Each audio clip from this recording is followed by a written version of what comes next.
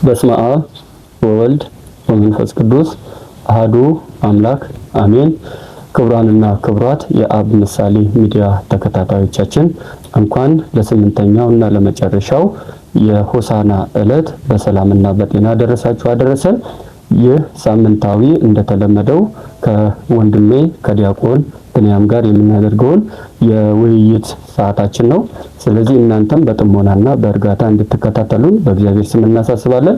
ሌሎችንም አጀንዳዎች በሰሙነ ሕማማት ላይ እኛ ህዝበ ክርስቲያን ምን ማድረግ እንዳለብን ይህንንም ተጨማሪ ሀሳብ ይዘን እንወያያለን። ለእናንተም መልእክቱን እናስተላልፋለን። ወደ ውይይቱ ከመግባታችን በፊት ግን በነገው ዕለት የሚነበበውን በቅዳሴ ሰዓት የሚነበበውን የወንጌል ምዕራፍ አንብበን ወደ ውይይታችን እንገባለን። በነገው ዕለት የማቴዎስ ወንጌል ምዕራፍ 21 ከቁጥር 1 እስከ 21 ያለውን ኃይለ ቃል እንደዚህ ይለናል። ጌታችን ኢየሱስ ክርስቶስ ወደ ኢየሩሳሌም ቀርቦ ወደ ደብረ ዘይት ወደ ቤተ ፋጌ በደረሰ ጊዜ ከደቀ መዛሙርቱ ሁሉ ላከ፣ እንዲህም አላቸው፣ በፊታችሁ ወደ አለችው መንደር ሂዱ። ያን ጊዜም የታሰረች አህያ ከውርንጫዋ ጋር ታገኛላችሁ፣ ፍቱና አምጡልኝ። ምን ታደርጋላችሁ የሚላችሁ ቢኖር ጌታችን ይሻችኋል በሉ። ያን ጊዜም ይሰዷችኋል። ይህም ሁሉ የሆነው በነቢይ እንዲህ ተብሎ የተነገረው ይፈጸም ዘንድ ነው። ለጽዮን ልጅ እነሆ የዋህ ንጉሥሽ በአህያይቱና በአህያ ውርንጫ ላይ ተቀምጦ ወደ አንቺ ይመጣል በሏት። ደቀ መዛሙርቱም ሄደው ጌታችን ኢየሱስ እንዳዘዛቸው አደረጉ። አህያቱንም ውርንጫዋንም አመጡለት፣ ልብሳቸውንም በላያቸው ጫኑ። ጌታችንም ኢየሱስ በእነሱ ላይ ተቀመጠ። ስለ ቃሉ የአምላካችን የመድኃኒታችን ኢየሱስ ክርስቶስም የተመሰገነ ይሁን። ከዚህ በመቀጠል ወደ ውይይታችን እንገባለን። መምህር እንኳን ደህና መጡ፣ እንኳን አደረሶት። ያው ከመጽሐፍ ቅዱሱ ላይ የምንወያይበት መጀመሪያ ጥያቄያችን የሚሆነው ኢየሱስ በአህያ ወደ ቤተ መቅደስ መግባቱ ምንን ይገልጽልናል? አመሰግናለሁ። በቅድሚያ ይህን ዕለትና ሰዓት ባርኮና ቅዱስ የሰጠን አምላካችን ልዑለ ባሕርይ ቅዱስ እግዚአብሔር ስሙ የተመሰገነ ይሁንልን። ወንድማችን ቅድም በወንጌሉም እንዳነበብክልን በመግቢያህም እንደገለጽከው ቤተክርስቲያናችን ከምታከብራቸው በዐቢይ ጾም ላይ በስምንተኛ ሳምንት ከምታከብራቸው አበይት በዓላት አንዱ ሆሳዕና ነው። ጌታችን ኢየሱስ ክርስቶስ ወደ ቤተ መቅደስ በአህያና በውርንጫዋ ተቀምጦ የገባበት በዓል ነው። እንግዲህ ሆሳዕናን ስናነሳ ብዙ አይነት ሀሳቦችን እናነሳለን። የመጀመሪያው ነገር ከቃሉ ትርጓሜ ሆሳዕና ማለት በራሱ ምንድነው የሚለውን መረዳት ያስፈልገናል። ሆሳዕና በራሱ ምንድነው የሚለውን ለማየት ስንሞክር ቃሉ የሚገልጽልን መድኃኒትነትን፣ ቤዛነትን፣ ፈውስን፣ አዳኝነትን የሚገልጽልን ኃይለ ቃል ነው። እንግዲህ ሆሳዕና ከተያይዞ ብዙ አይነት ትውፊቶች፣ ስርዓቶች የሚደረጉበት በቤተክርስቲያናችን ደምቆ ከፍ ብሎ የሚከበር በዓል እንደሆነ ይታወቃል። ከመጀመሪያው ከወንጌሉ ተመልክተው እንደሆነ ይህን ትእዛዝ ያዘዘው ጌታችን ኢየሱስ ክርስቶስ ነው። በአህያ ለምን እንደገባ የሚለውን ስናየው ወደ መጀመሪያ ላይ ወንጌሉን የተናገረው ጌታችን ኢየሱስ ክርስቶስ ነው። ይሄ ወንጌል የሚገርመው በዚህ ወንጌል ብቻ የተገለጸ አይደለም። የሆሳዕና ነገር በማርቆስ ወንጌል በምዕራፍ 11ም ተገልጿል። እንዲሁም ደግሞ በሉቃስ ወንጌል በምዕራፍ 19 ላይ ተገልጿል። በዮሐንስ ወንጌል በምዕራፍ 12 ላይ የምናገኛቸው ታሪኮች ናቸው። ይሄንን የሆሳዕና በዓል ጌታችን ወደ ቤተ መቅደስ በአህያ የገባበትን ማለት ነው። እና ምን ይላል ጌታችን ኢየሱስ ክርስቶስ ከቤተ ፋጌ ተነስቶ ወደ ኢየሩሳሌም እንደመጣ ይናገራል። እንግዲህ እቺ ቤተ ፋጌ የምትባለዋን ቦታ የቤተክርስቲያናችን መጻሕፍት እንደሚገልጹልን ከሆነ የተመሳቀለች ጎዳና ናት። የተመሳቀለች ጎዳና እንዲሁም አንዳንድ ሊቃውንት በትርጓሜያቸው ምን ይላሉ? የሰው ስም ነው፣ ፋጌ የሰው ስም ነው እያሉ ይገልጻሉ፣ ይናገራሉ። ያንን ይዞ ጌታችን ኢየሱስ ክርስቶስ ደቀ መዛሙርቶቹ ሁለቱ ደቀ መዛሙርቶቹ ያ ማለት ጴጥሮስና ዮሐንስም ብሏቸዋል። ወይ ቤሎሙ ሆሮ ሀገረ ዘቅድሜክሙ ወይ ተጊዜ ተረክቡ እድግተ እስርተ ምስለ እዋላ፣ በፊት ለፊታችሁ ወደምታገኙት ሀገር ምን በሉ ሂዱ፣ በዚያም ምን ታገኛላችሁ? አህያን ከውርንጫዋ ጋራ ታስራ ታገኛላችሁ። ወፍትሕዎሙ ወአምጽእዎሙ ሊተ፣ ፈታችሁ ወደ እኔ አምጡልኝ እያለ ይናገራል። የሚገርም እዚህ ላይ ትልቅ ምስጢር የምናገኝበት ቃል ነው፣ ኃይለ ቃል ነው። የመጀመሪያው ነገር አህያ በባህሪዋ ምን የምትል ናት? ድካም የሚጸናባት ናት፣ ሸክም የሚጸናባት ናት፣ ሰረገላ የሚጸናባት ናት፣ ቀንበር የሚበረታባት እንስሳ ናት። ያም ማለት በገጠሩም የክፍል ተመልክተው እንደሆነ በከተማውም የከተማ ክፍል ተመልክተው እንደሆነ በአብዛኛው ያለም ክፍል ተመልክተው እንደሆነ አህያ የምን መሳሪያ ናት? ጭነት አገልግሎትን የምታገለግል እንስሳ ናት።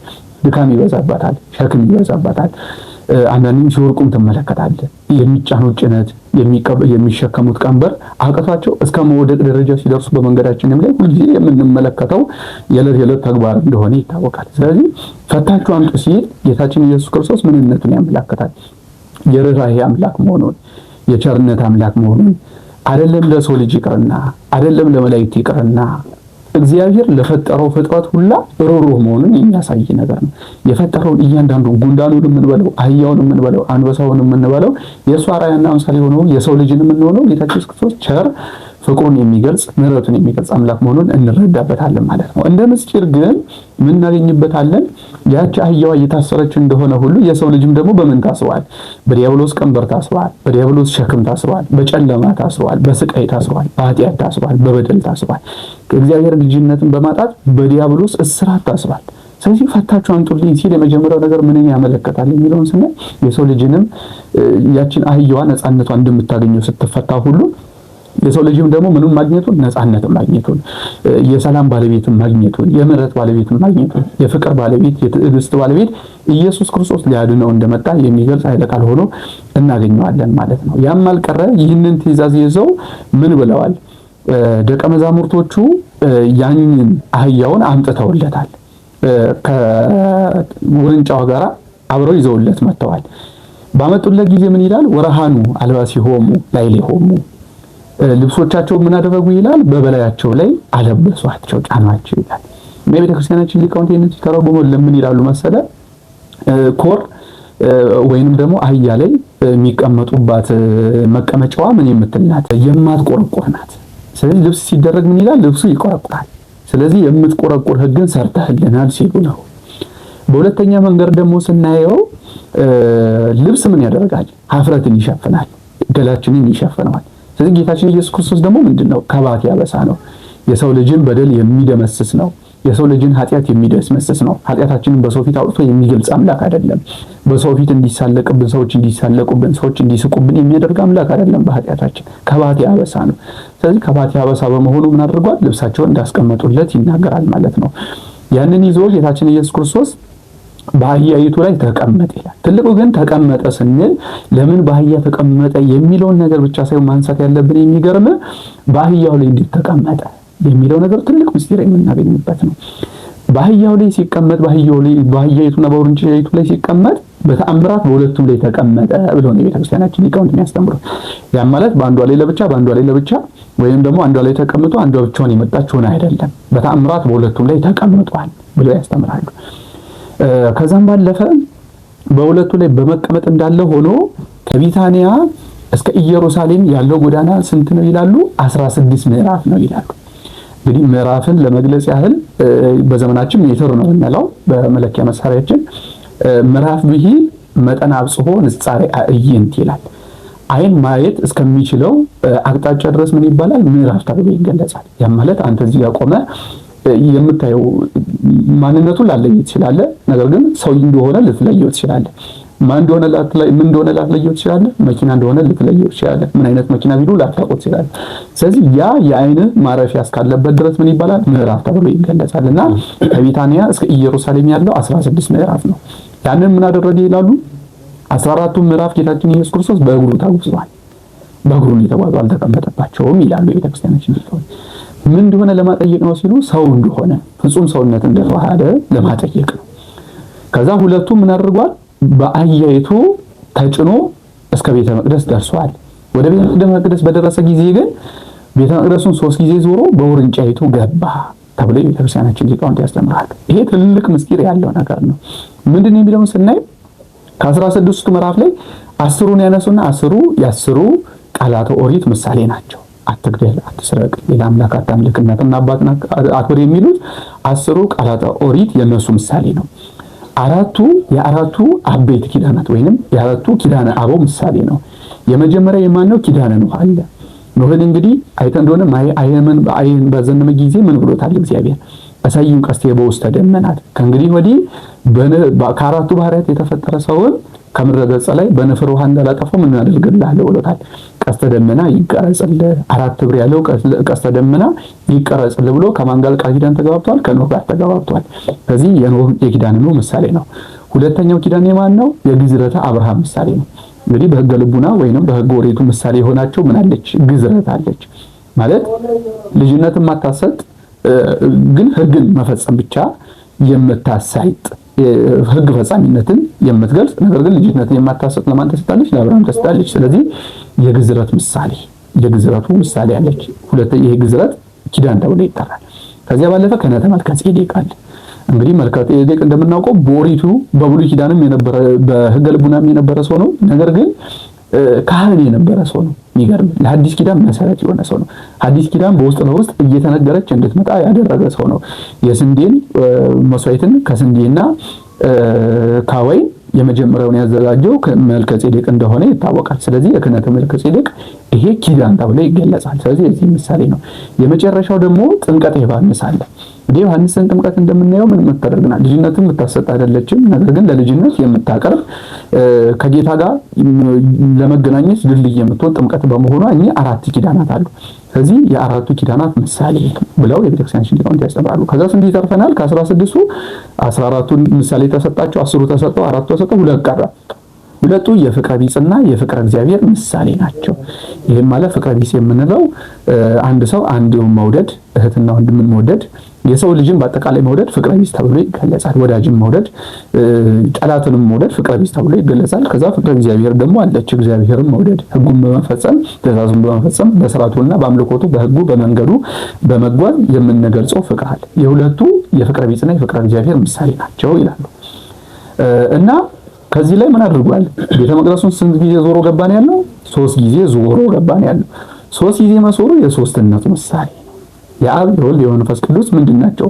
በስም በግብር በአካል 3 በባህሪ በህልውና በፈቃድ 1 ብላ ነው ቤተክርስቲያናችን የምታስተምረን በምስጢረ ሥላሴ ትምህርታችን። ስለዚህ አንድ መሆኑ ደግሞ አንድ ጊዜ 3 ጊዜ ዞሮ አንድ መግባቱ ደግሞ የአንድነቱ ምሳሌ ነው እና እንዲሁም ደግሞ ይህንን 14ቱን ደግሞ በእግሩ ተጓዘ የተባለበትን ስናነሳው እንግዲህ ቅድም አይተኸኝ እንደሆነ ምን ብለናል? ከ16ቱ ምዕራፍ 14ቱን በእግሩ ተጓዘ አይደል ያለው። 14ቱ ምዕራፍ ይሄ 5500 ዘመን አለ አይደል? ከአዳም እስከ ክርስቶስ ያለው የጨለማ ዘመን የሚባለው ያን ዘመን ለ13 ለ14 ብናካፍለው 400 እየሰጠን ብናካፍለው 14ኛው ስንት ይደርሰዋል? 300 ይደርሰዋል። 100 ይቀረዋል። 5500 ለመሆን ማለት ነው። ስለዚህ ያ ሲፈጸም ጌታችን ምን ለማድረጉ ምሳሌ ነው? አዳምን ሰው ሆኖ አዳምን ለማዳኑ ምሳሌ ስለሆነ በዚህ ልክ ያስተምሩናል ማለት ነው። ከዚህ ባለፈ ወደ ጥያቄ ስመጣ ጌታችን በአህያ መቀመጡ ስለምንድን ነው የሚለውን ለማየት ስንሞክር ትልቁና ዋነኛው ምክንያት ትህትና። እንግዲህ ክርስቶስ ስለምናውቀው ንጉሠ ሰማያት ወምድር ነው። የምድርም የሰማይ ንጉሥ ነው። ሰውን ካለመኖር ወደ መኖር ያመጣ ነው። ይህንን ዓለም ካለመኖር ወደ መኖር ያመጣ ነው። ሰውን ባሪያና በአምሳሉ የፈጠረ ነው። መላእክትን የፈጠረ ነው። ረቂቃኑን ግዙፋኑን ፍጥረት የፈጠረ ነው። ንጉሥ ነው። ንጉሥነቱ በሰዎች ዘንድ የሚገኝ ንጉሥና ያልሆነ፣ ሰዎች የሚቀቡት ንግስና ያልሆነ፣ ሰዎች የሚመርጡት ንግስና ያልሆነ የባህሪው የሆነ ነው ንግስናው። ነገር ግን ንጉሥ ሲሆን በምን መጣ? በአህያ መጣ። በተናቀችው በአህያ መምጣቱ ምን ያመለክተንና ትህትናውን የምናገኝበት ነው። ትልቁ ነገር የምንማረው ትህትና ነው፣ በአህያ መግባቱ። ከዚያ ባለፈ ግን በኦሪቱ ምን አይነት ነገር ነበረ? ነቢያቶች ምን ያደርጋሉ? ጦርነት ዘመን ሲሆን፣ የጨለማ ዘመን ሲሆን፣ የክፋት ዘመን ሲሆን ምን ያደርጉ ነበረ? በፈረስ ሆነው ጨለማ ልብስን ለብሰው ይመጡ ነበር። ነገር ግን የሰላም ዘመን ሲሆን ደግሞ የጥጋብ ዘመን ሲሆን ደግሞ በአህያ ተቀምጦ ነጭ ልብስን ለብሶ ይመጣል። ስለዚህ ክርስቶስም ደግሞ ወደዚህ ዓለም ሲመጣ ምን ሊያደርገን የመጣው? ለዓለም ብስራትን ሊያበስር፣ ለዓለም ሕይወትን ሊሰጥ፣ ለዓለም ልጅነትን ሊሰጥ፣ ለዓለም ልሳን ሊሰራ፣ ልጅነትን ሊያወርስ፣ መንግስተ ሰማያትን ሊያወርስ ለሰላም የመጣ አምላክ በመሆኑ ምን አድርጓል? በአህያ ተቀምጧል። እንደማ እንደ አባቶቹ እንደ ነቢያት ሕግን ፈጻሚ ስለሆነ በዚህ ሕግ መጥቷል። ከዚያም ባለፈ ደግሞ በአህያ የመምጣቱን ነገር ስናየው አህያ ምን የምትል ናት? በአህያ ላይ የሚቀመጥ ሰው ፍጥነት የላትም። አህያ እንደ ፈረስ ፍጥነት ያላት እንስሳ አይደለችም። ሸክምን ልትሸከም ትችላለች፣ ብዙ ሸክምን ልትሸከም ትችላለች፣ ግን እንደ ፈረስ ፍጥነት ያላት እንስሳ አይደለችም። ስለዚህ በፈረስ ላይ የሚቀመጥ ሰው ምን የሚል አይደለም፣ ሸሽቶ ማምለጥ የሚችል ሰው አይደለም። ማለት ከጠላቶቹ ሊያመልጥ አይችልም። በፈረስ የሚመጣው ሰው ይደርስበታል፣ ጠላቱ ይደርስበታል። ስለዚህ በፈረስ በአህያ የሚጓዝ ሰው ከሰው መሸሸግ ማምለጥ እንደማይቻለው ሁሉ ክርስቶስን የመረመረኝ ሰው ምን ይለኛል? ያገኘኛል። እኔን የመረመረኝ እኔን የፈለገ እኔን የሻ ሰው ያገኘኛል። ነገር ግን ይህን ያልፈለገ በጨለማ መጓዝ የፈለገ በሞት መንገድ መጓዝ የፈለገ በክፋት መንገድ መጓዝ የፈለገ ግን እኔን አያገኘኝም ሲል በእንዲህ ያለ ታሪያ በአህያ ተቀምጦ ሲመጣ እናገኘዋለን ማለት ነው። ትልቁ ደግሞ እዚህ ጋር አህያ የምን ምሳሌ ናት? እንግዲህ የመጀመሪያው ነገር በትንቢት ተገልጾለታል። በትንቢተ ዘካርያስ ምዕራፍ 9 ቁጥር 10 ላይ እንደምናገኘው በትንቢትም ተገልጾለታል በአህያ እንደሚመጣ ጌታችን ኢየሱስ ክርስቶስ። አህያ ምን ያለች እንስሳ ናት? የመጀመሪያው ነገር የተናቀች እንስሳ ናት። የተረገጠች ጭቆና የበዛባት እንስሳ ናት። በገጠሩም በከተማውም ጭቆና የበዛባት እንስሳ ናት።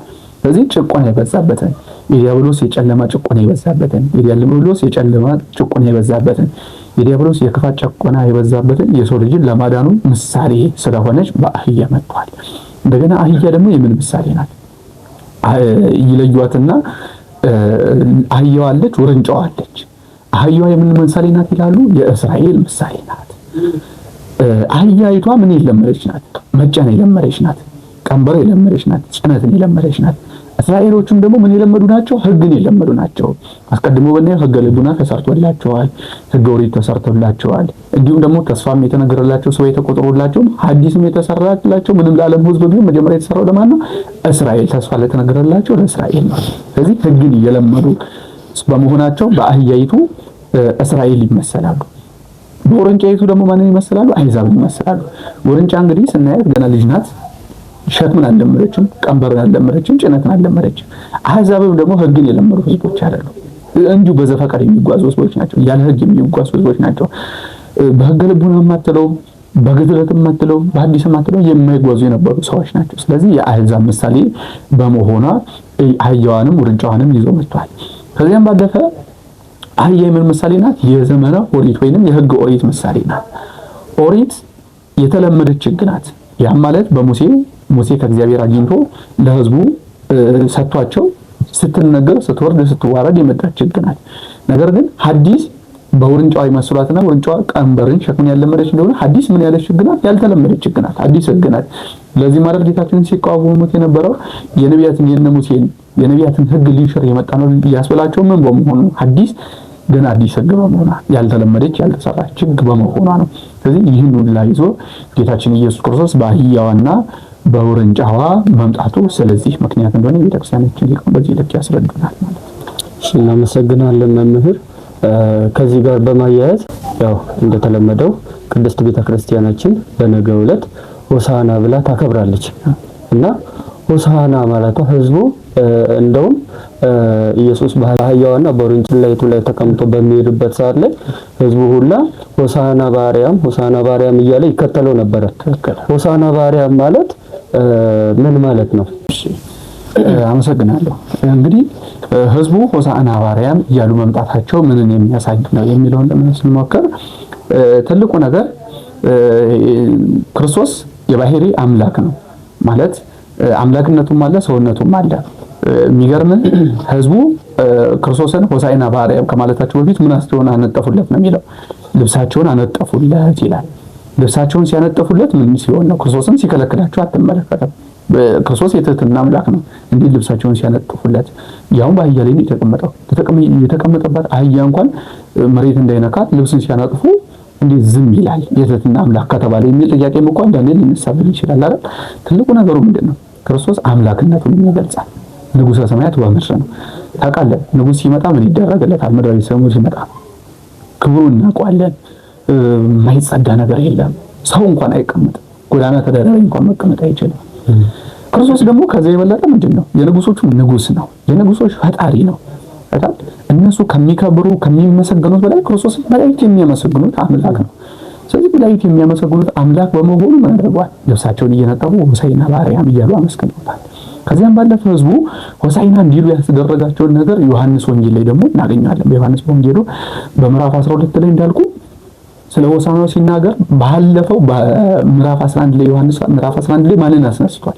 አልዓዛርን ከሙታን አስነስቶታል ጌታችን ኢየሱስ ክርስቶስ። ስለዚህ አልዓዛርን ሲያስነሳ ስላዩት ምንን ተረድተዋል? አምላክነቱን ተረድተዋል። ስለዚህ ሆሳዕና በአርያም ሲሉ አልዓዛርን ያስነሳ አምላክ ምን የሚል አምላክ ነው? የባህሪ አምላክ መሆኑን ሲመሰክሩ፣ ክብሩን ሲመሰክሩ፣ እውነትም የአብ የባህር ልጁ እንደሆነ ሲመሰክሩ ከአብም ተነግሮለት የመጣ እንደሆነ ሲመሰክሩ ራሱ ክርስቶስም ይናገራል አይደል በወንጌሉ አቡየ ፈነወኒ አባቴ ወደዚህ ያለ ሙት ተሰቀል ብሎ ላከኝ ወአነ ተፈነውኩ እኔም ደግሞ ለሰው ልጆች ቤዛ ለመሆን ወደዚህ ዓለም መጣ ከአባቴ ተልኬ መጣሁ እያለ ሲናገር ስለዚህ ከአባቱ ተመስክሮለት የመጣ ያው ምን የሆነ የባህሪ አምላክ ስሙ ምን የሆነ ቡሩክ የሆነ መርገመ ሥጋ መርገመ ነፍስ የሌለበት በረከተ ነፍስን ለሰው ልጆች የሚያድል ገነት መንግስተ ሰማያትን ለሰው ልጆች የሚያድል ልጅነትን የሚሰጥ ሲሉ በእንዲህ ያለ አምሳል ሆሳዕና በአርያም እያሉ ያመሰግኑታል። ቅድም እንደገለጸው ሆሳዕና ማለት በራሱ ምን ማለት ነው? መድኃኒት ማለት ስለሆነ የዓለሙ መድኃኒት ይህ ነው እያሉ የዓለሙ ቤዛ ይህ ነው እያሉ ስለሆነ ጌታችን ኢየሱስ ክርስቶስ ሆሳዕና በአርያም እያሉ ያመሰግኑታል ማለት ነው። ከዛም ባለፈ ልብሳቸውን ከማስደረግ ባለፈ ምን ያሉም ነበሩ? ወቦ ካልአንሂ መተሩ አይጾቃ አሙስተ እፀው ወነጸፉ ውስተ ፍኖት እኩሌቶቹ ደግሞ ይልቁንስ ምን ያደረጉ ነበረ? ዘንባባን እየቆረጡ ያነጠፉ ነበሩ ይላል። ከልብሳቸው ባሻገር እንግዲህ ዘንባባንም እየቆረጡ ያነጠፉለት ነበሩ። ዘንባባ በባህሪው ምን የሚል ነው? እሾክ ያለበት ተክል ነው። እሾክ ያለበት ነው ቅጠሉ። አጠቃላይ ስናየው ዘንባባም አለው ሰኒሉን ስናየው። ስለዚህ ያንተም ምንድነው እያሉ ነው። በተዘዋዋሪ ስታየው በምስጢር እኮ አምላክነቱን እየገለጹ ነው።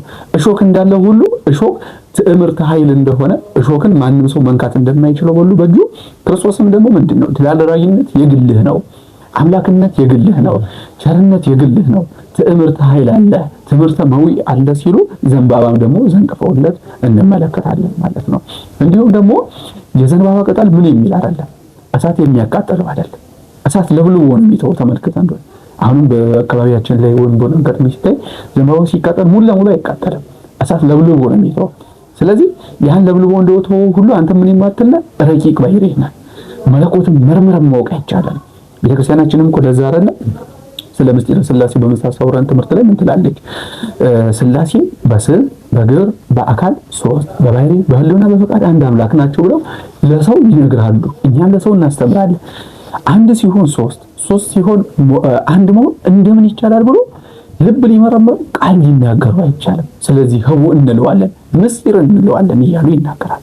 ምስጢር ነው የመለኮት ነገር ምስጢር ረቂቅ ነው። ስለዚህ ረቂቅ ባሕርይ ነው ሲሉ ያንንም በዚያ ውስጥ ነጥፎለት እናመለከታለን ማለት ነው። ይህንንም ይዞ የቤተክርስቲያናችን ሊቃውንት ዘንባባው የተምር ፍሬን የሚያፈራ ነው ያሉ እንደሆነ ተምር ምንድን ነው? ሁለት አይነት ተምሮች አሉ። ወይንም የቴምር ዛፍ የምንለው ሁለት አይነት አለ፣ ወንዴና ሴት የሚባል። ነገር ግን ፍሬ የሚያፈራው ሴቴው ብቻ ነው፣ አንዱ ብቻ ነው የሚያፈራው። ስለዚህ አንተም ዋሕደ ባሕርይ ነህ፣ የማትመረመርና ከሁለት አካል አንድ አካል ከሁለት ባሕርይ አንድ ባሕርይ ነህ ሲሉ ያንን ይወለት መተዋል እያሉ ቤተክርስቲያናችን ሊቃውንት ተርጉሞ ያስተምሩናል። እንዲሁም የተምር ፍሬ በምን የተከበበ ነው? እንግዲህ ዘንባባው ሾክ አይደለ? በሾክ የተከበበ ነው። ስለዚህም አንተም የማትመረመር ረቂቅ ባሕርይ ነህ ሲሉ ዘንባባውንም እያነጠፉ ሆሳዕና በአርያም እያሉ እንዳመሰገኑለት በዚህ ልክ ላይ እናገኛለን ማለት ነው። ያንንም ይወልና ያውም እንደሆነ የዘይት ዛፍ ነው፣ ዘንባባው የዘይት ዛፍ ነው ያሉ እንደሆነ ዘይት ምንድን ነው? ዘይት ጽኑ ነው። ስለዚህ አንተ ምንድን ነህ? ጽኑ ባሕርይ ነህ እያሉ የቤተክርስቲያናችን ሊቃውንት ይተረጉሙልናል። እንዲሁም ዘይት ምንድን የሚል ነው? ዘይት ለመስዋዕት የሚቀርብ ነው። መብራት እናደርገዋለን፣ የተለያዩ ነገሮችን እናደርገዋለን። ስለዚህ አንተ ምን ትሆናለህ?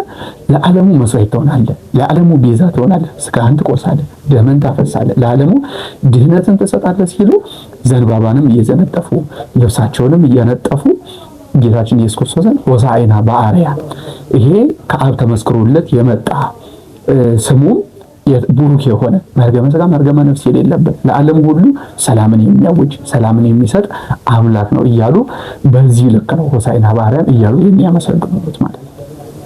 ቃል ቤትን ያሰማልን መምህራችን። ሆሳዕና በአርያም እያሉ ህዝቡ ተቀብለውታል እና እኛስ ዛሬ ለምሳሌ በዛ ዘመን የነበሩ ህዝቦች ሆሳዕና በአርያም እያሉ ጌታ ኢየሱስ ክርስቶስን ተቀብለውታል። እኛ ዛሬ ደግሞ ኢየሱስ ክርስቶስን እንዴት ልንቀበል እንችላለን? እንዴት ነው መቀበል ያለብን? ትክክለኛ ጥያቄ ነው ወንድም ያነሳው። ከዚህ ጋር ተያይዞ ምዕመናንም እኛም መረዳት ያለበት ትልቁ ርዕሰ ጉዳይ ምንድነው የሚለውን ስናይ በዚህ ጉዳይ ውስጥ ቤተክርስቲያናችን ሊቃውንት የሚመተረጉሙት ሁለት ነገሮች አሉ። ሰዎቹ በቀኝና በግራ ሆነው ነው ሆሳዕና በአርያም ያሉት እያሉ ይነግሩናል ቤተክርስቲያናችን መጻሕፍት ሊቃውንት። እና በቀኝ የቆሙት የጻድቃኖች ምሳሌ ናቸው፣ በግራ የቆሙት የተነሳ ኃያል ምሳሌ ናቸው። እሊህ ሁላ ግን አንድ ሆኖ ጌታችን ሆሳዕና በአርያም እያሉ አመስግነውታል ይላል። በዚህ ምእመናን ዛሬም እኛ የምንረዳው ጌታችን ኢየሱስ ክርስቶስን የምንቀበለው በምን አይነት መንገድ ነው? እንደ ድሮ በአህያ ውርንጫ አንጠብቀው፣ በአህያ ላይ ተጭኖ አይደለም የምንጠብቀው፣ ወይንም ግዘፍ ነስቶ ዛሬ ላይ ወንጌልን እያስተማረ በአደሙ ሲዞር አይደለም ጌታችን ዛሬ ላይ የምንጠብቀው፣ ወይንም ደግሞ ከዮሐንስ እጅ ከፈለገ ዮርዳኖስ ሲጠመቅ አይደለም የምንጠብቀው ዛሬ ላይ ጌታችን ኢየሱስ ክርስቶስ። ዛሬ ላይ ጌታችን ኢየሱስ ክርስቶስ የምንጠብቀው በምን አይነት መንገድ ነው የሚለውን ስናይ በህይወታችን ነው የምንጠብቀው። በነፍሳችን ነው ከጌታችን ከኢየሱስ ክርስቶስ ጋር የምናገኘው። በነፍሳችን ግን ለመገናኘት ምን ያስፈልጋል? ነፍሳችን ከስጋ ጋር ተዋህዳ ሳለች ስራን በመስራት ነው። ተመልከተው እንደሆነ ቅድም ምንድን ያልኩ ጻድቃንና የተነሳ ኃያል ምሳሌ ነው። ዛሬ ላይ ምናልባትም ህይወታችን ከእግዚአብሔር ጋር የተገናኙ ሰዎች ልንሆን እንችላለን። ህይወታችን ከእግዚአብሔር ጋር የተገናኙ ሰዎች እስከ መጨረሻው ያን ነገር ማስጠበቅ እንዳለብን፣ እያስጠበቅን መቆየት እንዳለብን እንረዳለን ከሆሳዕና። ከዚያም ባለፈ በጎን ያሉት ደግሞ ምኖች ናቸው? ተናሳ ኃያል ናቸው። ያ ማለት ንስሐን የሚቀበሉ በኃጢአት ውስጥ ያሉ፣ በበደል ውስጥ ያሉ፣ በቀራጭነት ውስጥ ያሉ፣ በዝሙት ውስጥ ያሉ፣ በስርቆት ውስጥ ያሉ ሰዎች ናቸው። ስለዚህ ዛሬ ላይ ያለን ሰዎች እንደዚህ አይነት ማንነት ያለን ብዙዎች ነን። በኃጢአት ማንነት ላይ ያለን አለን፣ በስርቆት መንገድ ላይ ያለን አለን፣ በዝሙት መንገድ ላይ ያለን አለን፣ በርኩሰት መንገድ ላይ ያለን አለን፣ በሱስ መንገድ ላይ ያለን አለን፣ በዳንኪራ በጨንፈራ በተለያየ ማንነት ላይ ያለን ሰዎች አለን። ነገር ግን ራሳችንን ወደ ክርስቶስ ካቀረብን ክርስቶስ አንቂ አምላክ መሆኑን ደግሞ እንመለከትባለን። የሚያነጻ አምላክ ክርስቶስ ተጸጻሽ ልብን የሚፈልግ አምላክ መሆኑ፣ ስሙን የሚያመሰግኑትን ክርስቶስ የሚያጸና አምላክ መሆኑን እንመለከትበታለን ማለት ነው። ስለዚህ እኛም ዛሬ ላይ መጠበቅ ያለንን ማንነት ለመውጣት ቢከብደን እንኳን እንዲያብረታን ወደ እግዚአብሔር በመቅረብ ተመልከታ እንደሆነ እኮ ምናልባት ዛሬም ላይ አብዛኛው ሰው ተስፋ እየቆረጠ እየወጣ ያለው ምን ይመስላል? እያጠበቅንበት ይመስለኛል። አንዳንዴ ህጉን እያጠበቅንበት ከእግዚአብሔርን ከፍቅሩ ይልቅ ፍርዱን እየሰበክ ነው ይመስለኛል። አንዳንዴ ፍቅሩን መረዳት አለባችሁ ምእመናኖች፣ እኛም ፍቅሩን መረዳት አለብን። ዛሬ ላይ ክርስቶስ በነገራችን ላይ በደለኞችን ሊያድን የመጣ አምላክ ነው። ኃጢአት ያለባቸውን ሊያድን የመጣ አምላክ ነው። ንጹህ ሰውማ ቢኖር ክርስቶስ ምን መሞት ያስፈልገው ነበር? ክርስቶስ በዓለም ላይ ጻድቅ ሰው ቢኖርማ ምን ስጋውን መቆረስ አስፈልገው? ምን ደሙን ማፍሰስ አስፈልገው? ወንጌልን ንስሐ መስራቱ ለምን አስፈልገው? ኃጢአተኞች ስጋችን ለኃጢአት እንዲስማማ ስላወቅ አይደለም። በተለያዩ ማንነትም ላይ ብኖር ፍቅሩን እንረዳ። በቃ እግዚአብሔርን ስሙን ማመስገን መተው እንደሌለበት ይኑርብን ማንነታችን። እንደው ጫትንም የምንቅም ነው፣ መጠጥንም የምንጠጣን ነው፣ ሲጋራንም የምናጨስን ነው። እየደገፍኩት አይደለም፣ ተረድተኝ ከሆነ ምእመናን እየተረዱት ከሆነ። ነገር ግን ያንን በምናደርግበት ያንን አፋችንን እስቲ ለእግዚአብሔር ደግሞ እንስጠው። እንዲሁ ለምሳሌ ቃል እግዚአብሔርን በመጥራት ማሳለፍ እንዳለበት ይላሉ እኮ አይደል? አረጋዊ መንፈሳዊ ላይ የምናገኘው አንድ ታሪክ አለ። ምእመናን ጸሎትን ሲጸልዩ በምን አይነት መንገድ መጸለይ ያለባቸው የሚለው ነገር ሲጸልይ ምእመናን ምንም እንኳን ጸሎታችንን ስንጸልይ ኃጢአታችን መተው ያቀተን፣ በደላችን መተው ያቀተን የቃል እግዚአብሔርን ጋጋታ ሲሰሙ አጋንንት ይሸሻሉ። ስለዚህ አጋንንትን ማሸሽ አንድ ነገር ነውና ጸሎታችሁን አጥብቃችሁ ጸልዩ እያሉ የቤተክርስቲያናችን ሊቃውንት ያስተምራሉ፣ መጻሕፍት ያስተምራሉ። ስለዚህ ምእመናንም በኃጢአት መንገድ ላይ ያለነውን ብንሆን በጽድቅ መንገድ ላይ ያለነውን ቢሆን አጽንተን በነፍሳችን እግዚአብሔርን መቀበል እንዳለብን ስጋው ደሙን በመቀበል አየህ። የሆሳዕና ላይ ሰዎቹ ምንድነው የኢየሩሳሌም ሰዎች ከጌታችን የተቀበሉት ዘንባባን እያነጠፉ አይደል ክርስቶስን ከናህየው የተቀበሉት። ዛሬ ላይ ክርስቶስን ግን የምንቀበለው በምንድን ነው? ክቡር ስጋውና ክቡር ደሙን በመጠጣት በመብላት የምንቀበለው። በዮሐንስ ወንጌል ላይ ተናግሮት የለ ራሱ በዮሐንስ 6 ላይ ዘበላ ስጋዬ ወሰት የደም በሕይወት ዘላለም ስጋዬን የበላ ደሜን የጠጣ የዘላለም ሕይወት ይኖረዋል ብሏል። ስለዚህ ዛሬም ላይ ክርስቶስን ሆሳዕና በአርያም እያልን የምንቀበለው በምንድን ነው? ስጋውን በመብላት ነው፣ ደሙን በመጠጣት ነው፣ ቅዳሴውን በማስቀደስ ነው፣ ቃል እግዚአብሔርን በመማር ነው፣ አንደበታችንን ለጸሎት ዝግጁ በማድረግ ነው፣ ራሳችንን ከእግዚአብሔር ጋር የምናገናኝ ሰዎች በመሆን ነው ዛሬ ላይ ሆሳዕና በአርያም እያልን ጌታችን ኢየሱስ ክርስቶስን የምንቀበለው። ስለዚህ ቤተክርስቲያናችን የምታስተምረን በዚህ ልክ እንደሆነ እናይበታለን ማለት ነው። እሺ፣ እናመሰግናለን መምህራችን። በጣም ድንቅ በሆነ አገላለጽ ነው የገለጹልን እና ሌላው ደግሞ ቅድም በመግቢያችን ላይ በማቴዎስ ወንጌል ምዕራፍ 1 ላይ ባነበብነው ከቁጥር 12 ላይ ጌታችን ኢየሱስ ክርስቶስ ወደ ቤተ መቅደስ ገባ ይለናል መጽሐፍ ቅዱሳችን እና ቤተ መቅደስ በገባ ጊዜ ርግብ ሻጮችንና የጋዲዎችን ገበታቸውን ገለባበጠ ይለናል። እና እዛ ጋር ኢየሱስ ክርስቶስ የሕግ የሥርዓት መምህር ሆኖ ሳለ እንዴት በሥርዓት ይሄ የተቀደሰ ቦታ ነው እና እንደዚህ አይነት እንዲደረግ አይገባም ማለት ሲችል እንዴት የርግብ ሻጮችና እዛ ጋር የነጋዴዎችን እየገለባበጠ ሊያስወጣቸው አለ? ኢየሱስ ያደረገው ነገር ምንን ያስተምረናል? እዛ ጋር በጣም ተገቢ ጥሩ ጥያቄ ነው። እንግዲህ ይህንን ነገር ምናልባትም ምዕመናንም መከታተል ከቻሉ በሚዲያችን ላይ በመጀመሪያው በቅድስት ባለፈው በምኩራብ ትምህርታችን ላይ በሰፊው ገልጸነዋል። ዛሬም ላይ ግን ከተነሳ አይቀር ወንጌሉም ስለጠቀሰው እኛም ገለጽ አድርገን ለማለፍ ያህል በአጭር ሐሳብ ጌታችን ኢየሱስ ክርስቶስ ያንን ያደረገበት ትልቁ ርዕሰ ጉዳይ ምንድነው የሚለውን ስናይ ፈራጅ አምላክ መሆኑን ለማሳየት ነው። አየህ ክርስቶስ ቅድም ብለናል አይደል? የፍቅርም ፈታሂም ነው መሐሪም ነው። ፈታሂ ስንለው በጽድቅ ነው። አየህ በእውነተኝነት ላይ ክርስቶስ ፈራጅነት። አየህ እኚህ እስራኤላውያን ወይንም በሰዓቱ የነበሩት የሚሸውጡ በቤተ መቅደስ ውስጥ የሚሸጡት የሚለውጡት ሰዎች እውነት ሕጉን ሳያውቁት ቀርተው ነው ወይ እውነት ስርዓቱን ሳያውቁት ቀርተው ነው ወይ የሚለውን ስናይ መደፋፈር ነው። ቤቱን ተደፋፍረውት ነው። ተነግሮላችኋል እኮ አይደል? ይሄ ምኩራብ የምን ቦታ ናት? የጸሎት ቦታ ናት። ጸሎት የሚደረግባት ናት። መዝሙረ ዳዊት የሚጸለይባት ናት። ከነቢያት መጻሕፍቶች የሚነበቡባት ቦታ ናት። እነሱ ግን ያንን ትተው ነው ምን ያደረጉት? የሽጮች የለዋጮች ቦታ ያደረጉት። ስለዚህ ክርስቶስ ለቤቱ ምን ይላል? ፈራጅ አምላክ። ፈራጅነቱን መመልከት ደግሞ እንዳለብን እንረዳበታል። ስለዚህ እኚህ ሰዎች ሕጉን ሳይጠብቁ በሕጉን እያወቁ ሳይጠብቁ ስርዓቱን እያወቁ ስርዓቱን ሳይጠብቁ በመሄዳቸው ምን አድርጓል? እየገለባበጠ እንዲወጡ አድርጓል ማለት ነው። ስለዚህ መዓት እንዳለ ለማሳየት ነው። ጅራፍ የምን ምልክት ናት?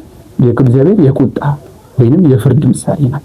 ስለዚህ እየገለባበጠ በጅራፍ እየመታ ማስወጣቱ ጌታችን ኢየሱስ ክርስቶስ ምን እንመለከትበታለን?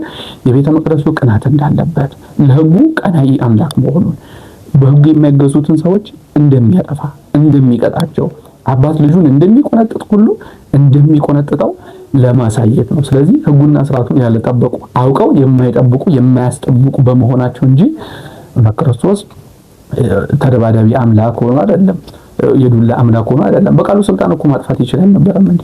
እንደው እኮ ወደዛ መግባት እኮ ያስፈልገው ነበር አይደል? መገለባበጥም እኮ ያስፈልገው ነበር። በቃሉ ስልጣን እኮ ማጥፋት ይችል ነበር፣ እንዳልነበር ማድረግ ይችል ነበር። ነገር ግን እንድንረዳው እስከ ዓለም ፍጻሜ የሚነሱ ሰዎች ይህንን ነገር እንዲረዱ ስለሆነ ጌታችን ኢየሱስ ክርስቶስ ፈራጅነቱን ለማሳየት ነው። በዚህ ልክ የለዋጮችን ማዕዳቸውን እየገለጸ እንዲወጡ ያደረገ። እሺ ቃሉን ያሰማል መምህራችን። እና ዛሬ ያው ሆሳና እያለን ነው ተመልካቾቻችን። ያው ጊዜውም ወቅቱም ስለሆነ ነው እና በዚሁም አንፃር በማያያዝም እንደውም ሆሳና እያሉ በሚሄዱበት ጌታ ኢየሱስ ክርስቶስን አብሮ በሚከተሉበት ሰዓት ላይ ሕፃናትም ነበሩ እና ሕፃናትም ደግሞ ሆሳና እየጮሁ ነበር አንድ ላይ ሲያመሰግኑ የነበሩትና ሲያመሰግኑ ሲታይ ያ ምስጋና ለኛ ምን አይነት መልእክት አለው? ለኛ ለምእመናን ምን አይነት መልእክትን ይሰጠናል? እስኪ ይህንን ግልጽ አድርገው ያብራሩልን። እሺ እንግዲህ የሕፃናቱ ምስጋና ስናየው የሚገርመው ሁለት ሀሳቦች ነው የሚመጡብን። የሚያስደስትም ነገር እናገኝበታለን፣ የሚያሳዝንም ነገር እናገኝበታለን። ሕፃናቶች እንግዲህ ተመልክታቸው እንደሆነ ሆሳዕና በአርያም እያሉ እየዘመሩ ወደ ቤተ መቅደሱ ጌታችን እየተቀበሉት ይናገርለታል። በጎን ደግሞ ሕግን የሚያውቁት ስርዓትን የሚያውቁት መንበሩን የጨበጡት ቦታውን የያዙት ስልጣኑን የያዙት አስተማሪ የነበሩት ጸሐፍት ፈሪሳውያን ግን ምን ሲሉ ነበር? ይህን ሕፃናት የሚሉትን አትሰማምን? ከልክላቸው ሲል ትሰማለህ። የሕፃናቱ ነገር ያስደስታል። እንደው ገና መናገር ማይችሉ ክፉና ደግ ያሉ ሕፃናቶች በዚያ ልክ ማመስገናቸው በአንድ በኩል ያስደስታል። ሕጉን የሚያውቁት ስርዓቱን የሚያውቁት አምላክነቱን በተአምራቱ እያዩ እየተረዱ ነገር ግን መቀበል ያልፈለጉት መምህርነታችንን ይቀበልብናል ይወስድብናል ብለው በስጋዊ አስተሳሰብ ታጥረው ጌታችንን በዚህ ልክ የመለሱትን ደግሞ የጸሐፍት ፈሪሳውያንን ነገር ደግሞ ወስደን እንድታዘን የሚያስደርግህ ነገር አለ። ትልቁ ነገር ሕፃናቶች በትንቢት የተነገረላቸው ናቸው። ጌታችንም ሲናገር ምን ይላል? እሊህ ሕፃናት ማፈ ደቂቅ ወሕፃናት አስተዳሎከ ስብሐተ ተብሎ የተነገረላቸው እንደሆነ መጽሐፍት ግን የመረመራችሁበት ጊዜ የለም ወይንም ያወቃችሁበት ጊዜ የለም እያለ ይናገራል። በመዝሙረ ዳዊት መዝሙር 8 ቁጥር 2 ላይ ተመልከተ እንደሆነ ልበ አምላክ ቅዱስ ዳዊት ምን ይላል? ማፈ ደቂቅ ወሕፃናት አስተዳሎከ ስብሐተ ከሕፃናቶች አንደበት ምንን አዘጋጀ? ምስጋናን አዘጋጀ እያለ ይናገራል። እንግዲህ እሊህ ደቂቅ የተባሉ ሕፃናት የተባሉ እነማን ናቸው የሚለውን የቤተክርስቲያናችን ሊቅ ሲተረጉሙ ደቂቅ የሚባሉት የ40 እና የ80 ቀን ልጆች ናቸው። ሕፃናት የሚባሉት ደግሞ ዓመት ከመንፈቅና 2 ዓመት የመላቸው ሕፃናቶች ናቸው። እሊህ ሁላ ምን አድርገዋል? በሆሳዕና ጊዜ እንግዲህ አይባኖቹን ላይ ያመሰግኑኛል አይደል? ድንጋዮቹን ላይ ያመሰግኑኛል እሊህም በከለከላቸው ነው ያለው። ስለዚህ በመለኮቱ ስልጣን ምን እንዲሁ አድርጓቸዋል? እንዲያመሰግኑ አድርጓቸዋል። እሊህ ሕፃናት በመለኮቱ ስልጣን እንግዲህ የ40 ቀን የ80 ቀን ሕፃን አስቡ ምን ሊል ይችላል? እናትና አባቱንስ ሊለይ ይችላሉ? እንደው እናትና አባቱን እንተው የሚጠባው እንጦት እንኳን ለምን እንደሚጠባው ያውቃል እንዴ? አያውቅም። ግን በታምራት ምን ብሏል? ክርስቶስን አመስግኗል። የባሕርይ አምላክ የከበርከው አምላክ እያሉ አመስግነውታል። መድኃኒት የሆንከው አምላክ እያሉ አመስግነውታል። የ2 ዓመት ሕፃናትን ብናየው ከነሱ የተለዩ አይደለም። የ2 ዓመት ሕፃን ምንም ይለይ አይደለም፣ እሳትና ውሃ ይለይ አይደለም። እሊህ ሕፃናቶች ግን የዓመት ከመንፈቅና የ2 ዓመት ሕፃናቶች የክርስቶስን አምላክነት መመስከራቸውን ስለ እጅግ የሚያስደንቅ ነው። የመለኮቱ ስልጣን እጅግ የሚያስደንቅ። ስለዚህ እሊህ ሕፃናቶች በዚህ ያልክ አመስግነውታል። ጌታችን ያስከው በትንቢትም የተነገረላቸው በመሆኑ እንዲሁ ደግሞ በተአምራትም እንዲመሰግኑ አድርጓቸዋል። እሊህ ሕፃናቶች የሚገርም የመጡት ከማን ጋር ነበረ? ከእናት ከአባቶቻቸው ጋር ነው የመጡት። እንግዲህ ይታወቃል እስራኤላውያን ልማድ አላቸው። ወደ ቤተ መቅደስ የሚገባበት ጊዜ አለ። እጉለ ርግብን ዘወገ ማዕነቅን ይዘው የሚገቡበት ጊዜ አለ። ስለዚህ ዘወገ ማዕነቅን ወይንም ዋኖስን ለማግባት በሚመጡበት ጊዜ እናትና አባቶቻቸው ናቸው እሊህን ሕፃናት ይዘው ይመጡት። ነገር ግን ይዘዋቸው ሲመጡ ሕፃናቶች በተአምራት ምን እንዲሉ አደረገ? አመስጋኞች እንዲሆኑ አደረገ።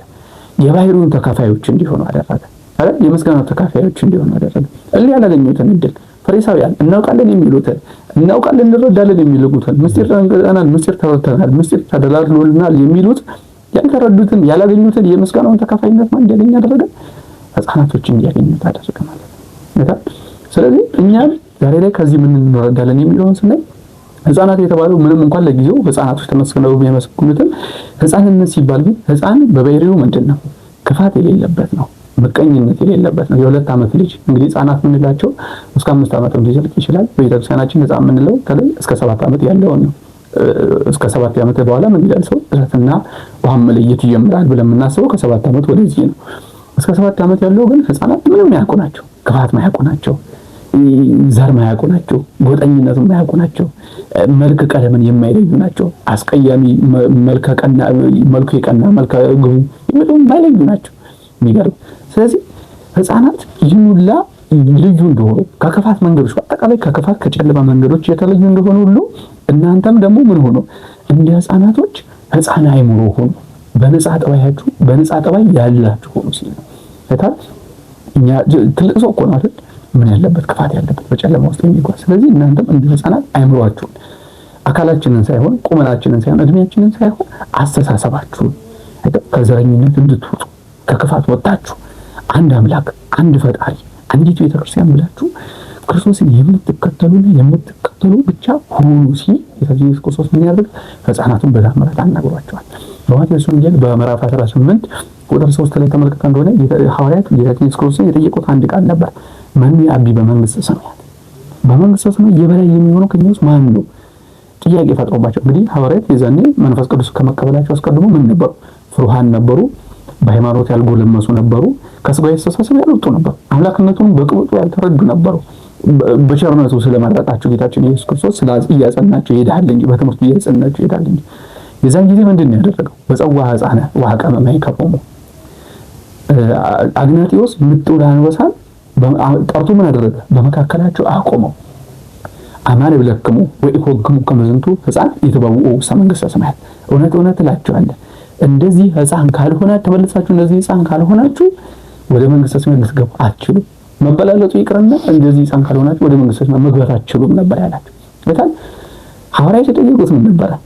ማን ይበልጣል ነው በመንግስተ ሰማያት? እሱ ደግሞ እያላችሁ ያለው ምንድነው? እንደዚህ ሕፃን ካልሆናችሁ መበላለጡ ቀርቶ በመንግስተ ሰማያት ገብታችሁ መበላለጡ ቀርቶ ወደ መንግስተ ሰማያት ራሱ አትገቡም ያለ።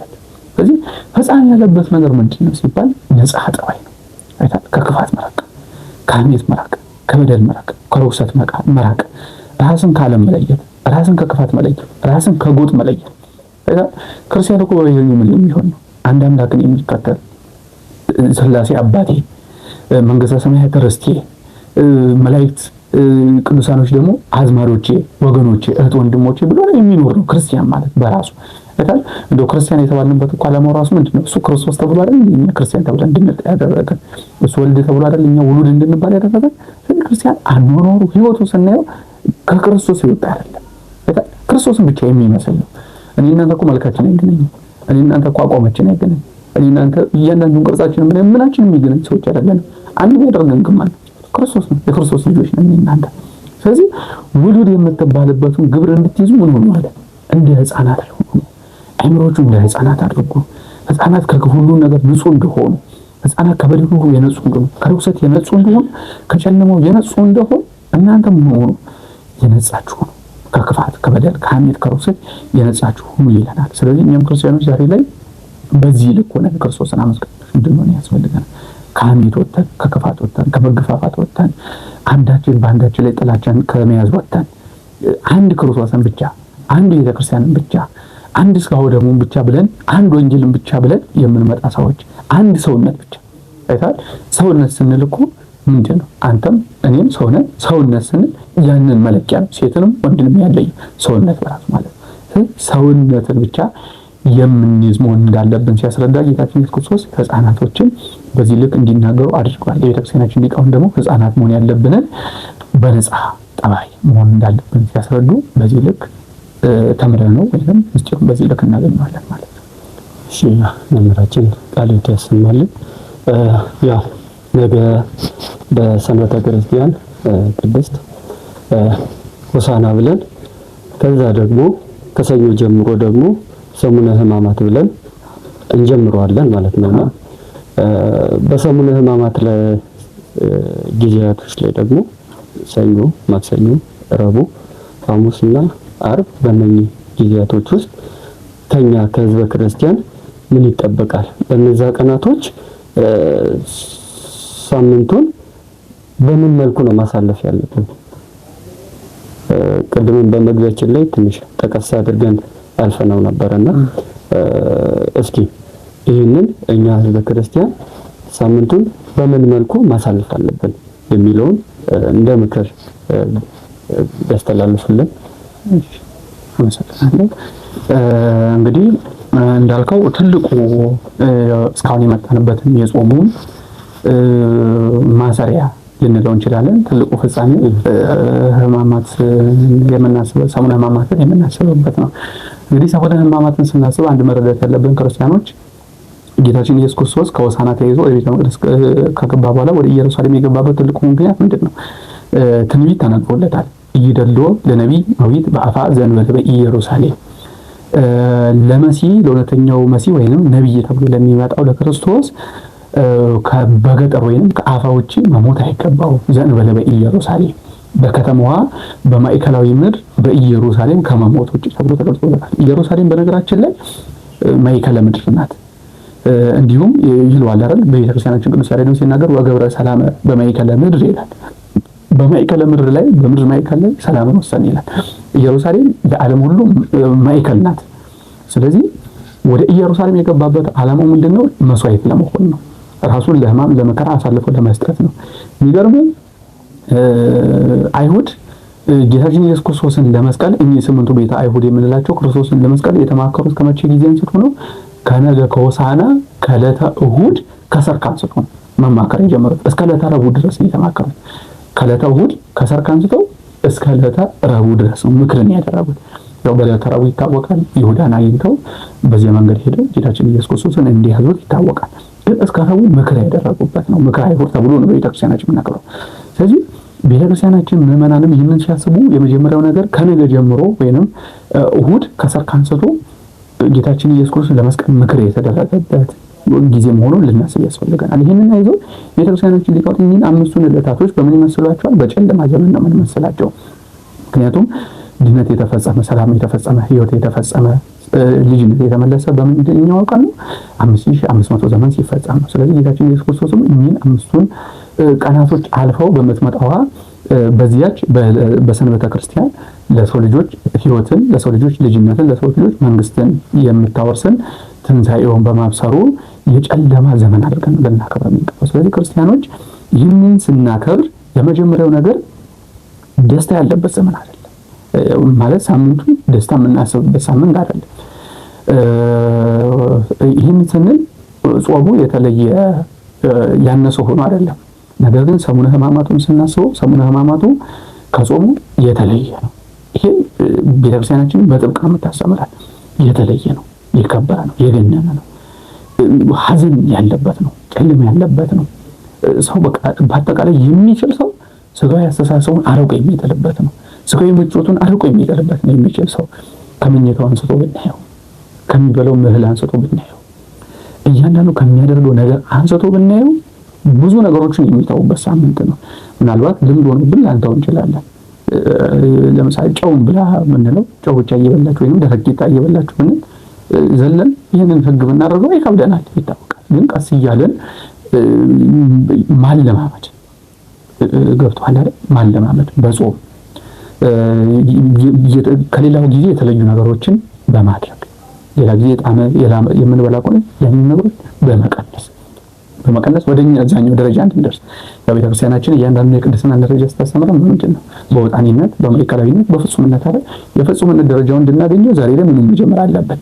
ማዕከላዊ ወጣኒነቱን መጀመር አለብን። ስለዚህ ምእመናን ከወጣኒነቱ መጀመር፣ ስጋዊ ያሰባቸውን መራቅ፣ መከራውን ማሰብ፣ ስቃዩን ማሰብ፣ ክፋቱን ማሰብ፣ የአይሁድን ክፋት ማሰብ፣ የክርስቶስን ታጋሽነት ማሰብ፣ ሕማሙን ማሰብ፣ ስቃዩን ማሰብ እንዳለብን እንረዳበታለን። ስለዚህ ይህንን ስጋዊ አስተሳሰባቸውን ጥለው መሄድ እንዳለባቸው እንረዳለን ማለት ነው። ከዚህ ጋር ተያይዞ ምናልባት ብዙ ጊዜ ምእመናን መረዳት ያለባቸው ነገሮች ቤተክርስቲያናችን ከሰሙነ ሕማማት ጋር ተያይዞ ለየት ያሉ ስርዓቶችን ትሰራለች። ከጸሎት አንስቶ ከእያንዳንዱ ነገሮች አንዱ ለየት ያሉ ነገሮችን ትሰራልናለች። ቤተክርስቲያናችን በመጀመሪያው ነገር የማህበር ነገሮችን አውጃልናለች። ከግላዊነት የሰራችው ህግ የለም። የማህበር የሰራችልን ግን ህግ አለ። ከማህበራዊነት ከሰራችልን ህግ አንዱ ጸሎቶች ነው። ጸሎቶችን ስንጸልይ በምን አይነት መንገድ መጸለይ አለብን የሚለውን የቤተክርስቲያናችን ህግ ምን ይለናል? ስለ ሕማሙ የሚያሳስቡ ነገሮችን ብቻ መጸለይ እንዳለብን ይታያል።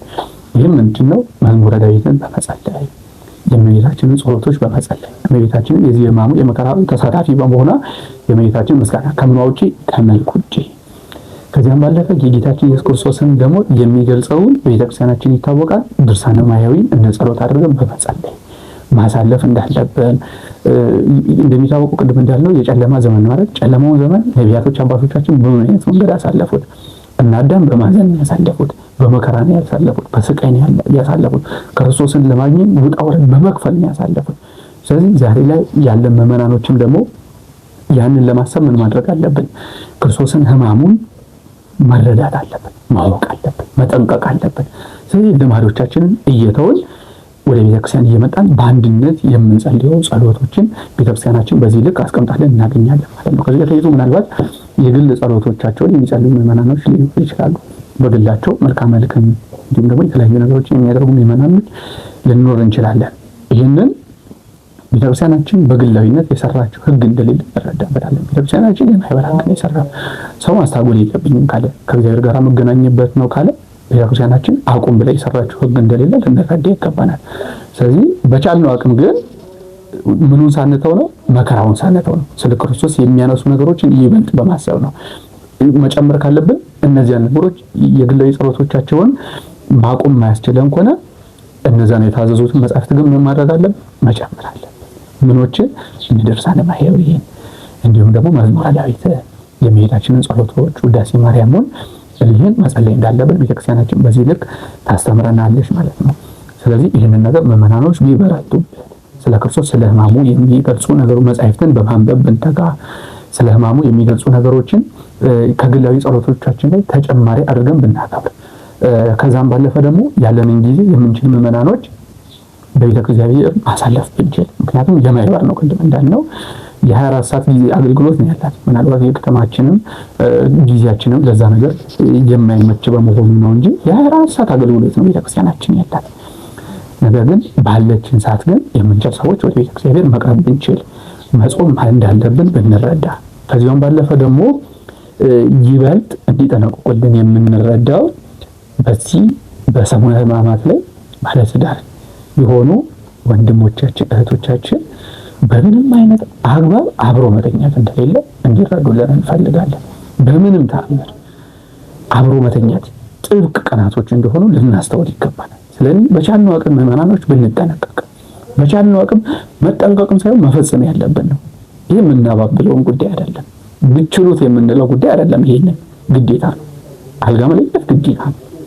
አብርሃም እኮ ጌታችን አዳምን እኮ ብናየው አቤል በሞተበት ጊዜ እኮ ስንት ዘመን ነው ከእናታችን ከሔዋን ከሩካቤ ተከለከለ ምንለው? 100 ዘመን ተከለከለ ነው ምንለው። ስለዚህ 1 ሳምንት ናት። ስለዚህ 1 ሳምንቱ የመከራ ጊዜ ነው፣ የሕማም ጊዜ ነው፣ ስለኛ ዋጋ የተከፈለበት ጊዜ ነው። ልጅነታችን የተመለሰበት ጊዜ ነው። መከራ የማይስማማው መለኮት መከራን የተቀበለበት ጊዜ ነው። ሕማም የማይስማማው መለኮት በስጋው ሕማምን የተቀበለበት ጊዜ ስለሆነ ይሄንን ጥብቅ አድርገው ምዕመናኖች እንዲይዙልን፣ እንዲማሩልን፣ እንዲረዱልን እንፈልጋለን ማለት ነው። ከዚያ ባለፈ ግን አንዳንድ ምዕመናኖች የሚጨናነቁበት ወይንም እንደ ጥያቄ የሚያቀርቡት ነገሮች አሉ። ማማተብ እንችላለን ነው የሚሉ ጥያቄዎች ብዙ ጊዜ ይነሳሉ። እንግዲህ ማማተብን ስናነሳ ቤተክርስቲያናችን የከለከለችው የትኛውን የሚለውን ስናይ ከካህን ሄደን ኃጢአታችንን ለማስተስረይ እግዚአብሔር ይፍቱኝ ብለን የምንቀርበውን ያንን ነው ቤተክርስቲያናችን የከለከለችን። ነገር ግን ሰውነታችን የምንቀደስበትን ማማተብን ቤተክርስቲያናችን አልከለከለችም፣ ሕግም አይደለም። ይሄ ምን ማለት ነው? ስናማተብ እኮ ጠላት ዲያብሎስን በበላይም ያለውን በጎናችንም ያለውን በቀኛችንም ያለውን በግራችንም ያለውን በልባችን ውስጥ የተሰወረው ምን በሌለን ነው አንተ ሻረልን በአብ ስም በወልድ ስም በመንፈስ ቅዱስ ምን ማለት። ይሄንን ደግሞ እንድንተው የሚያስደርገ ሕግ ስለሌለ ምዕመናኖች በዚህ ልክ እንዲረዱት የቤተክርስቲያናችንም የኛም መልእክት በዚህ ልክ ይሆናል። እሺ መምህራችን ቃለ ሕይወትን ያሰማልን። ስለነበረን ጊዜ የአምላካችን ስም ዛሬም ዘወትርም የተመሰገነ ይሁን። በዚህ አጋጣሚ አብ ምሳሌ ሚዲያን ሰብስክራይብ፣ ሼር፣ ላይክ እንድታደርጉ እንድታበረታቱንም በዚህ አጋጣሚ መልእክታችን እናስተላልፋለን። ያስተማረን የመከረን የአባቶቻችን አምላክ የኛም አምላክ ልዑል እግዚአብሔር ዛሬም ዘወትርም የተመሰገነ ይሁን። ወስብሐት ለእግዚአብሔር ወለወላዲቱ ድንግል ወለመስቀሉ ክቡር። ይቆየን። አሜን።